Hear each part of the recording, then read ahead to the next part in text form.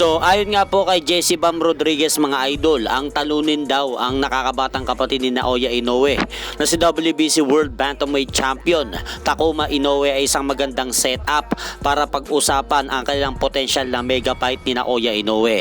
At ito nga po mga idol yung sinabi ni Jesse Bam Rodriguez sa naging panayam niya sa The Ring Magazine. Pakinggan po natin. I think that's like almost the perfect storyline to the Inoue fight. Beating his brother and then going and fighting the second brother. So I feel like I just need to stay focused on this fight, man.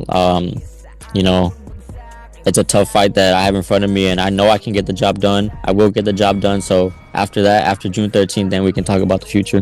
At ayon pa kay Jesse Bam Rodriguez mga idol, kailangan muna daw niyang talunin ang kanyang papalapit na laban sa darating na June 13 kay WBA World Bantamweight Champion Antonio Vargas. At alam naman daw ni Jesse Bam Rodriguez mga idol na mananalo siya sa kanyang darating na laban sa araw ng linggo.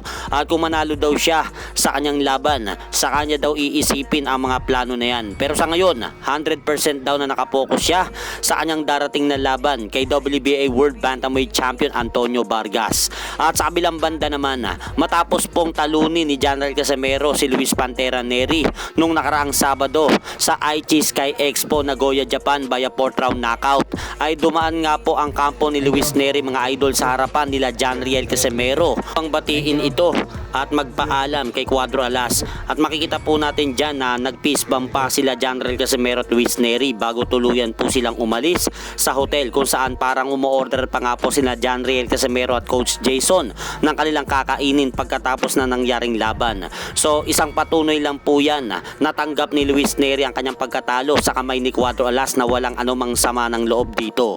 At speaking Janriel Casimero mga idol, may ipinasilip nga pong video si Cuadro Alas kung saan naka-video call po niya ang ating pambansang kamao Manny Pacquiao.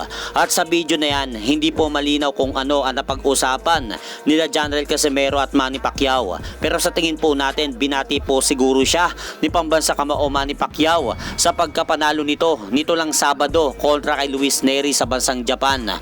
So maganda po yung ganyan pagkakataon kung saan nagkakasundo po ang ating mga boxer, dahil sa huli iisa lang naman po ang pinaglalaban nila kundi i-representa ang ating bansa sa larangan ng suntukan. At hanggang dito na lang po muna ang aking update sa mga kaganapan sa mundo ng boxing. At syempre mga idol, huwag nyo rin pong kalimutan, pakisuportahan nyo naman po muna ang ating munting channel. Maraming salamat po.